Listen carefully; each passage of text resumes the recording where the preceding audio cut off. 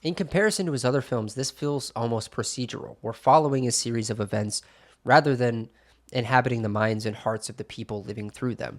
And it's not that the film is poorly made. I don't want to give that impression. The pacing keeps it engaging, and the montage structure has its own artistry. But for me, that lack of character depth kind of created emotional distance.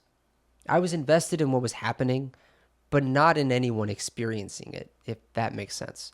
Like Benicio del Toro is a delight in his brief appearance in this film. He's this calm, collected presence amidst all the chaos. He's a sensei, a karate teacher for Willa, and he's helping DiCaprio's character navigate from one point to another. But while he's charming and fun to watch, he ultimately serves a functional purpose more than a narrative one. We never really get a sense of who he is beyond that utility. He's here to move the story forward, and that's about it. Chase Infinity, I thought, was phenomenal as Willa, and she delivers a strong, grounded performance. She's smart, capable, tough as nails, and believable as a child caught in the middle of these high stake events. Teyana Taylor shows up briefly in the first act, and while her role is small, she leaves quite a mark. There's a hint of complexity to her character, but we barely get to explore it before she's out of the movie entirely. Regina Hall's inclusion surprised the hell out of me. I mostly know her from the Scary Movie series, so I was curious how PTA would use her talents, and the answer is, well, not much, at least in terms of character development. She's mostly a method of transport, a functional character whose job is to help Willa reach the rendezvous point. And to be completely honest, I don't even think I know the character's name.